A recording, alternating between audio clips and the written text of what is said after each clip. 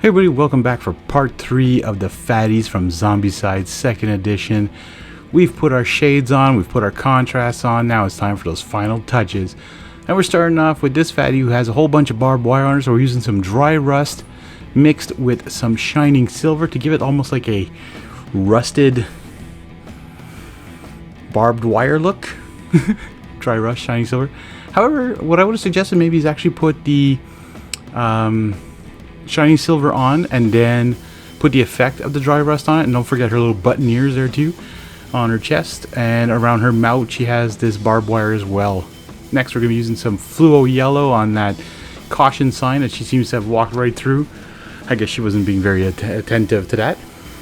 Castle gray, now we're doing her boots. Very simple, little war paint from Army Painter there. Next is scar tissue for the tongue. This is another Army Painter paint, very simple. Troll claws for those teeth, make them look really ugly and yellow. Some tan flesh for her hair, it gives it like a brownish golden look almost to her hair. I find it looks kind of cool. You don't want to put it on too thick either so that the contrast and shades come through. A little bit of pure red now for that sign to finish off that danger sign, and a little bit of blood for the blood guide. So we're using a Citadel blood. This one just going to show you the difference between the bloods actually. We can use Army Painter blood later. We're going to put this around the barbed wires, and technically what I saw too is that the barbed wires had blood like pretty much everywhere, so you could have put blood, shining silver, dry rust. Anyways, I don't know what these guys are called, but they're the fatty ladies. Anyways, next ones are our Ballerina Fatties, and we're using some pixie pink to do in that nice little bunny on her chest, and some mummy robes. Now we're going to be using that to do all the outline of the bunny and the outline of the top part of the straps on her dress.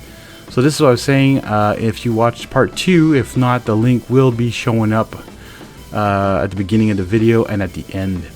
I shouldn't have put the contrast on those top straps that are going across her shoulders, because like you still see some of the red, or the magenta I should say, and they should have just been white. So like I told you in the video, don't do that part. If you did, well, you're just going to cover it up again as much as you can. So you just take it easy on those little edges there. I might have put a little too much paint on one spot, whatever. Some Babe Blonde now. Let's get this ballerina some really blonde hair. The problem is Babe Blonde is very shiny. I don't know why. Disgusting slime now for the goop that's coming out of her mouth and all these sores. Now any artwork, it's like reddish purple color to all these sores. But I just wanted her to pop. Forgive me for the pun. And use the disgusting slime to really make it pop out there. Again, sorry for the pun. And it just makes it more look like the those ones we used to have there, the toxic fatties or whatever from the original Zombicide. Alright, now we're moving on to our security guard. Now a little bit of scar tissue again for the tongue. I just want to get in there and just make that tongue pop a little bit more. A little bit of filthy cape, going to give this guy some gray hair. Now, you could use brown if you wanted to, or dark black, or whatever color you want to use for their hair, but there you go. Leather brown now for his little booties. I mean, it's so funny how their shoes are so tiny for these big guys. Anyways. Safety orange. Now, if someone wants to explain to me what the heck happened with the safety orange, it's supposed to be fluorescent orange, and it turns out brown.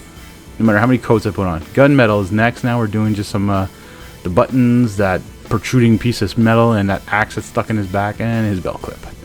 Glistening blood. Now we're going to be putting a lot of blood coming out where that axe is. We're going to be putting some blood here and there. There's a hole in his forehead. We're going to put some blood coming out of there. Just gushing blood, this guy.